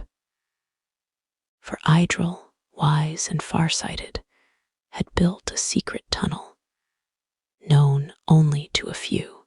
Through it, the survivors fled the city women, children, warriors bleeding and broken. Above them, the white towers of Gondolin crumbled into ash and silence. And Meiglin, he met his end at J.R.R's hands, cast from the battlements he had betrayed. Gondolin was no more. Its fall echoed through the lands like the tolling of a great bell. The last hope of the Elves seemed lost, but from its ruin, something precious endured. J.R.R and Idril led the survivors into the Vale of Sirion, where a new refuge was born. And in the arms of his mother, the child Eärendil looked upon the sky, unaware that the weight of two races, the fate of elves and men, would one day rest upon his shoulders. For even as the last white stone of Gondolin fell, a new journey had already begun. A journey that would cross oceans and touch the stars when the fires of Gondolin had cooled to ash and the last cries of its people faded into the hills. A quiet dawn rose over the forests of Arvernian, there by the mouths of the river Sirion, where it kissed the sea. The remnants of two fallen houses of Beren and Luthien, and of Turgon of Gondolin gathered. They had nothing left but memory, yet among them walked a child born of both kindreds, mortal and immortal. Hope and grief mingled in his blood like starlight and shadow. Eärendil, golden-haired, solemn-eyed, and thoughtful even in youth, he was unlike any who came before him. In his veins flowed the lineage of men, elves, and the divine blood of Melian the Maya. He was a child of impossible legacies. The world called him Eärendil Half-Elven, and though he knew it not yet, all the fates of elves and men would one day hinge on his choices. His childhood was marked by wonder and restlessness. The sea whispered to him in dreams. The cry of gulls stirred something ancient in his spirit. Often he would climb the cliffs and gaze westward toward the hidden land of the Valor, toward Valinor, though he knew not its name, and he was not alone in that longing. Among the people of Sirion was one whose presence kindled joy in his heart. Elwing, daughter of J.R.R, granddaughter of Beren and Luthien, and bearer of a legacy no less burdened than his own, for Elwing carried with her the last remaining Silmaril. It had been wrested by Beren from Morgoth's crown, passed to Luthien, then to J.R.R, and now to her. And as long as that jewel remained in Middle-earth, its light would draw not only eyes of wonder, but blades of envy. The sons of Fëanor, driven by their binding and accursed oath, had not forgotten the jewel. They would come for it. But that time had not yet arrived. For many years, Eärendil and Elwing found peace. They married beneath the stars. They had twin sons, Elrond and Elrose. In those days, laughter echoed again in the green woods, and boats once more danced upon the waves. But Eärendil was not at rest, for Morgoth still ruled from the north, unchallenged. The world had bled for centuries. No power of elves or men could withstand him, and the Valor, those who had once shaped the world, were silent. Why? Had they turned away? Or had they not heard the cries of the dying? Eärendil decided someone must go. Someone must cross the seas to beg their aid, to plead not as an elf, nor as a man, but as both, a voice for all the free peoples of Middle-earth. So he built a ship. Its name was Vingalot, the Foam Flower, crafted of timber white as snow, sails like moonlight, and a prow shaped like a swan's breast. Some say it bore the magic of Círdan the shipwright, and was hallowed by Ulmo himself. When the time came to leave, Elwing wept, but she knew he must go. And so, alone upon the vast grey sea, beneath clouds that never parted, Eärendil sailed westward. For years he wandered. The ocean was endless. Shadows clung to his mast. Storms assailed him. The stars grew cold, and behind him, doom approached.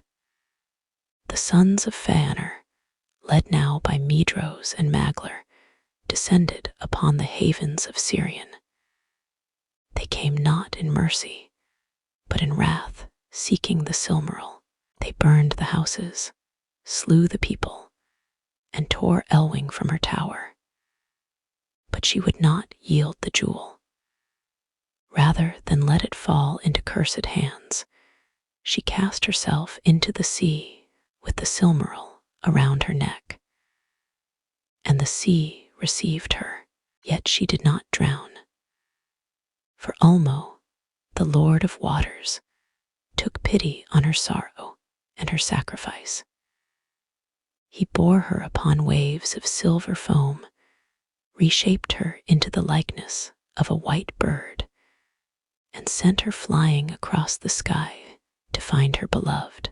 Far upon the sea, as Eärendil drifted beneath a storm-black sky, a light came to him, a soft glow piercing the darkness.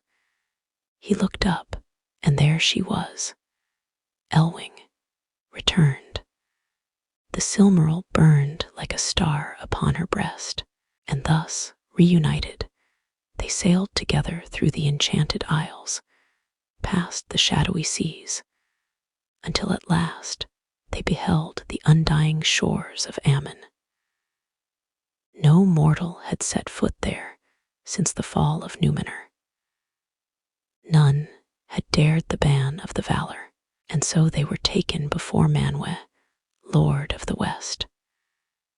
There, Eärendil stood not as a beggar, but as a herald. He spoke for the voiceless, for the slain, for the fading light, for all those who had suffered beneath the iron hand of Morgoth, and the Valor listened. For the first time since the rising of the sun, they moved. But Eärendil and Elwing could not return. They had broken the ban. Their fate was no longer of Middle-earth. And so the Valor set them among the stars. Vingalot was raised into the heavens. The Silmaril upon his brow shone with unquenchable light. And each night, Eärendil the mariner sails the sky, bearing hope to those below, a star above seas of shadow. Thus was born the evening star, and in days to come, when all seemed lost, its light would shine again. For though Morgoth still ruled, his doom now approached on silent wings, and so the Valor rose from their silence, stirred by the voice of one man who dared to cross the sea. War would come not of elves, not of men, but of the powers themselves. For centuries, Morgoth, the Black Enemy, had ruled from his throne in Angband, far to the north of Middle-earth. From beneath the jagged peaks of Thangorodrim, he had sent forth ruin plagues of orcs, fire-wielding balrogs, dragons with wings like thunderclouds. His armies had broken the kingdoms of the elves. The Noldor had bled. Men had perished. Even the Valor had turned away. But then a ship came, and upon that ship stood one born of both worlds, Eärendil, half-elven, carrying the light of the lost Silmaril upon his brow. And because he came, the Valor listened, and when they listened, they acted. The time of silence ended. The Valor, those mighty Ainur who had shaped the world at its beginning, now rose in wrath against the enemy. But they did not come alone. They summoned the Vanyar, the fairest and most faithful of the elves, long dwelling in the undying lands. They summoned the Maiar, lesser spirits of fire and wind, sea and forest. And they armed themselves with weapons forged by divine flame. This was no army of mortals. This was the might of the hosts of Valinor. The earth trembled as their ships set sail across the great sea. Their banners, white and gold, streamed like fire across the water. Even the winds obeyed them, and when they came upon the shores of Middle-earth, Morgoth felt something he had not felt in all the long ages since the world's making. Fear. He sent forth his legions to meet them, countless orcs, rivers of iron and flame, beasts twisted by his cruel hand. And so began the greatest battle ever fought upon the mortal plane, the War of Wrath. It lasted for decades. The land shook beneath their feet. The skies turned red. Lightning without storm cracked the heavens. The mountains rang with the clash of immortal steel. Entire rivers were turned to steam. Forests became ash. The Valar's army pushed north, slow but relentless. None could stand before them. Balrogs fell like thunderstruck trees. The dragons of Morgoth took to the skies, but even they, with all their fury and flame, could not break the advance. Then came the final defense, Morgoth's greatest creature, Ankalagan the Black. The largest of all winged dragons, he darkened the sky with his wingspan. His breath could melt mountains. His roar cracked stone. The battle seemed to falter, until Eärendil came once more. Riding Vingalot through the storm-filled skies, he dueled the beast above the towers of Thangorodrim. They fought for a day and a night, and at last Eärendil cast Ankalagan from the air. The dragon fell like a burning comet. He struck the mountains with such force that Thangorodrim collapsed, shattering the landscape for leagues around. The gates of Angband burst, and Morgoth was taken. But he did not fight. When the host of Valinor entered his throne hall, they found not a titan of shadow, but a shivering, fallen god. His power had long fled him, drained into his servants, and into the world he had marred. They bound him in Anginor, the chain wrought by the Valar in the beginning, and they tore the Silmarils from his crown. But the jewels, now stained by all he had done, could not rest easy. One burned the hand of Medros, who in despair cast himself into a fiery chasm. Another drove Maglar to madness, and he cast it into the sea, wandering ever after along the shores, singing songs of sorrow. The last was borne into the sky by Eärendil, shining still in the west. Thus was Morgoth cast beyond the walls of the world, thrust through the door of night into the void, where he remains imprisoned until the end of days. Middle-earth was broken. The lands of Beleriand, where so many battles had been fought and kingdoms built, were shattered beneath the waves. Only a few places remained above water forests, hills, and coasts that would one day bear new names. The First Age ended not with peace, but with ruin. Yet something endured. The elves who had fought so long were given a choice: return to Valinor or remain in the fading lands of the east. Some, weary and broken, sailed westward. Others stayed behind for love or duty. And to the half-elven, a new path was opened. the Valor gave a choice to the children of Eärendil and Elwing. Elrond chose to be of the Elves. Elrose chose the fate of men. Elrose would go on to found Númenor, a mighty kingdom of sea kings. And Elrond, he would one day dwell in Rivendell, a quiet place of lore and healing. The world had changed. The gods no longer walked upon it. The Silmarils were gone. Morgoth was banished.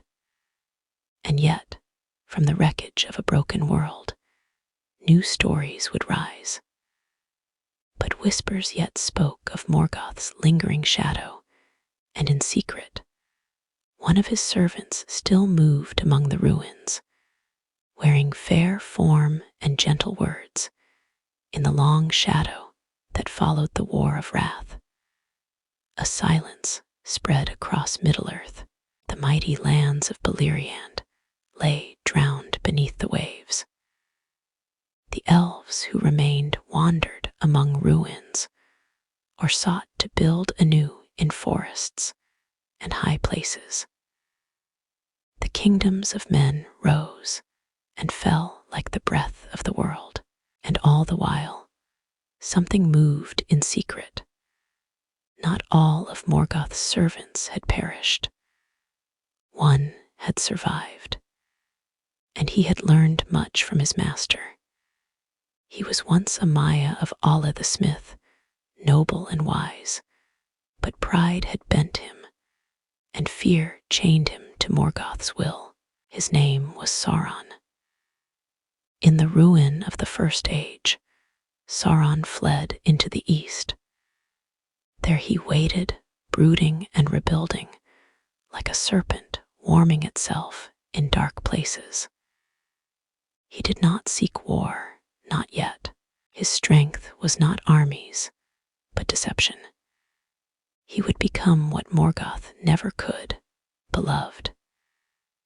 In time, he took on a fair form, tall and radiant, with eyes like deep wells of knowledge. He called himself Ainur, the Lord of Gifts, and so began a new age, not of violence, but of seduction. The Second Age. Across Middle-earth, the elves began to craft cities again. In the forests of Lindon, in the misty valleys of Imladris, and most of all in a region near the shadowed peaks of Khazad-dûm. There the elven smiths, led by the mighty Celebrimbor, grandson of Fëanor, built wonders in stone and silver. They were hungry for knowledge, and into their hunger Sauron came. He wore a guise of humility. He spoke of healing the hurts of Arda, of perfecting the world, of using craftsmanship to bring peace. He was welcomed. Even Celebrimbor, wise and powerful, did not suspect the shadow that lay behind the gift. Together, they began to forge the greatest works since the days of Fëanor. Not swords, not crowns, but rings, rings of power. Each was a vessel of strength, designed to preserve beauty, enhance the gifts of the bearer, and bind the physical world to will. They forged 19. 3 for the elves, unsullied by Sauron's direct touch. They would be hidden, Narya, Nenya, and Vilya fire, water, and air. 7 for the dwarves, great lords of stone and forge. With them, they delved deeper and amassed vast treasures. 9 for men, kings, warriors, and sorcerers. Their ambition was a flame easily stoked. But in secret, far from all eyes, Sauron returned to the fires of Mount Doom. And there he crafted the One Ring. Not a gift, but a master. A ring to rule all others. He poured into it a vast portion of his power, his will, his malice, his essence. It was not merely an object, it was Sauron. With it, he could dominate the bearers of the other rings. He could enslave kings, twist thoughts, and bend reality itself. It was the master key in a world built of locks. And when the one ring was complete, he placed it upon his finger.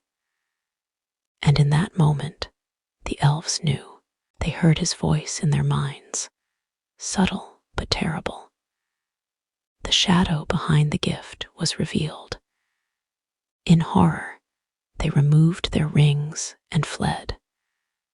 Celebrimbor, betrayed and broken, sealed the three in secret places, but the nine were already lost. One by one, the mortal kings who bore them fell into shadow. They did not die. They became wraiths, neither living nor dead, bound forever to the ring and to its master. They were known thereafter as the Nazgul, the ringwraiths. Cloaked in black, empty of soul, they rode at Sauron's command. And so his dominion grew. He built a fortress in the land of Mordor, encircling it with mountains, and raising the dark tower of Barad-dûr, a vast citadel of iron and fire. From there he began to conquer. One kingdom after another fell before him, but not all knelt. From the west, a new power rose, the Dunedain of Númenor, descendants of Elros, brother of Elrond, tall and wise, blessed with long life and great ships. They came with fire in their eyes and stars upon their banners. And they challenged Sauron. He waged war against them, and he lost. Humbled, he surrendered, but again, he used not strength, but guile. He allowed himself to be taken in chains back to Númenor. There, he whispered into the ears of kings. He spoke of false gods, of power everlasting, of thrones that could not fall. He poisoned Númenor from within, and in time it fell. That tale, however, is for another moment. For now, Sauron remained unvanquished. The one ring was his soul, and so long as it endured, so would he. But the free peoples were not without hope. For though Celebrimbor died, he had scattered the three before the end. Narya, the ring of fire, would pass to Gandalf the Grey. Nenya, the ring of water, would rest on the finger of Galadriel. Filia, the ring of air, would belong to Elrond of Rivendell. These three bore no taint of Sauron. They were untouched by his hand. And so long as they remained hidden, there was a chance, a slim light in the shadow. But the world was changing. Men were rising. Elves were fading. And the ring, the one ring, had not yet met its final master.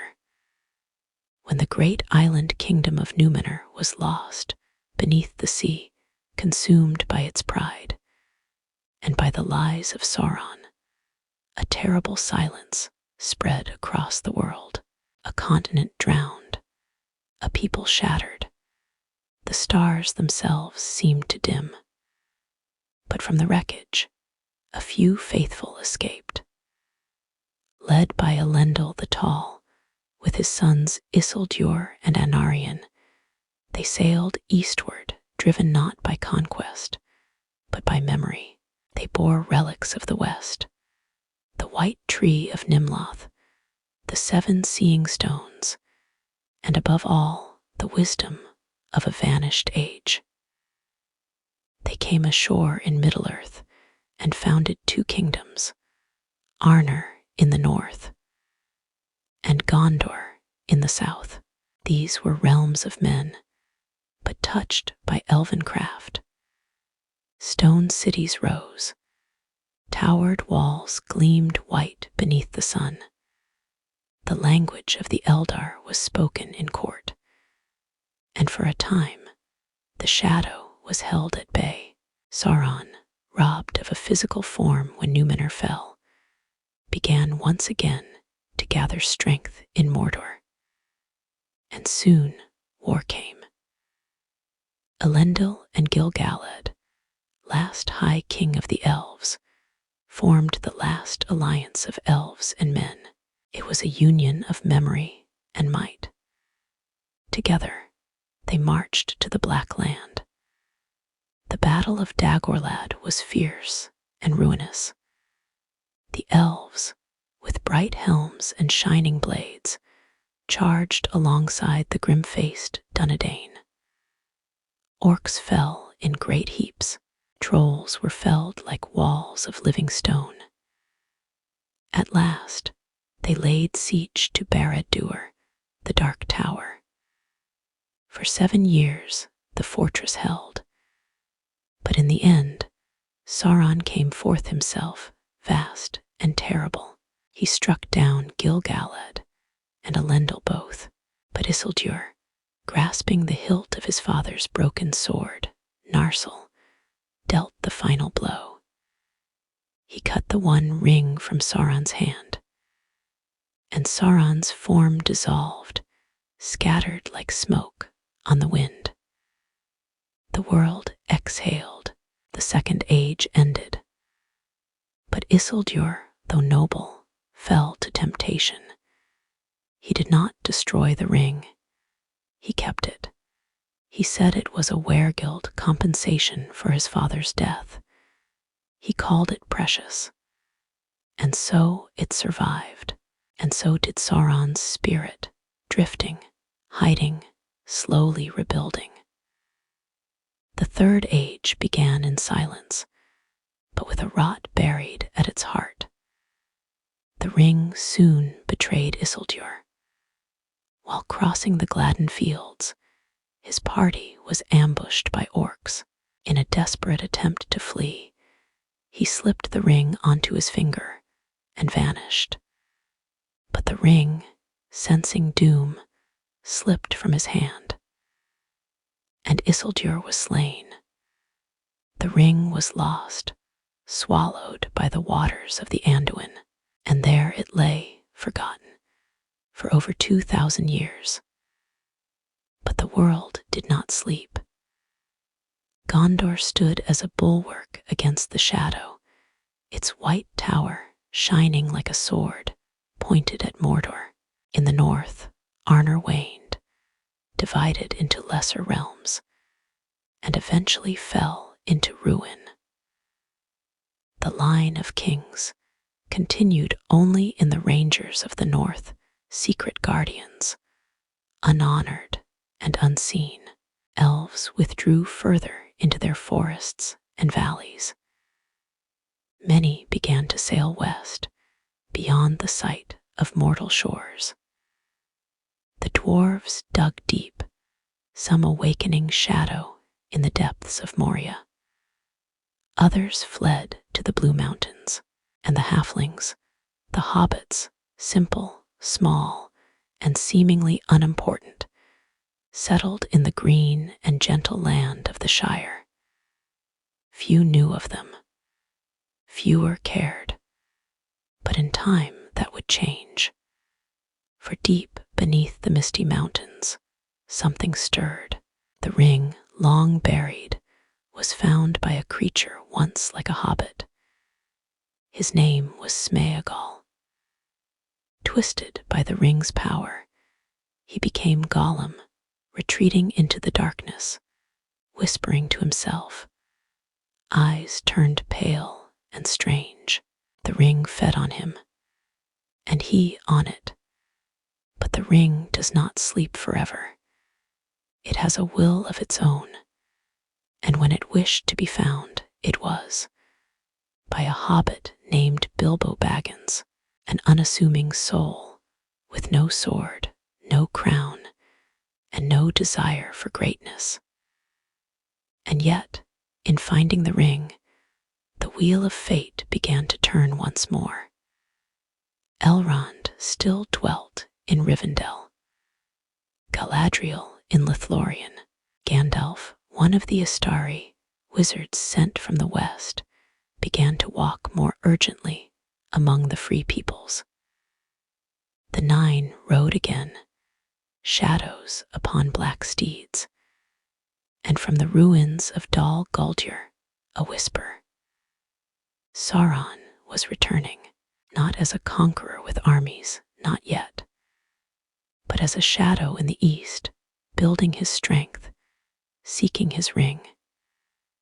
The age of legends had long ended, but a final tale, the last great song of elves, dwarves, men, and hobbits, was preparing to be sung. And so, as the third age drew near to its end, the ring had returned to the world of light, and with it, the eyes of the Dark Lord. Thank you for walking with me through the ancient days of Arda, all the way from the music of the Ainur to the footsteps that lead to Frodo Baggins. Now, dear listener, rest your eyes. Let the stories settle like mist over the hills of Middle-earth. And when you awaken, perhaps the journey will call to you again. Sleep well, and may your dreams wander westward toward the white shores.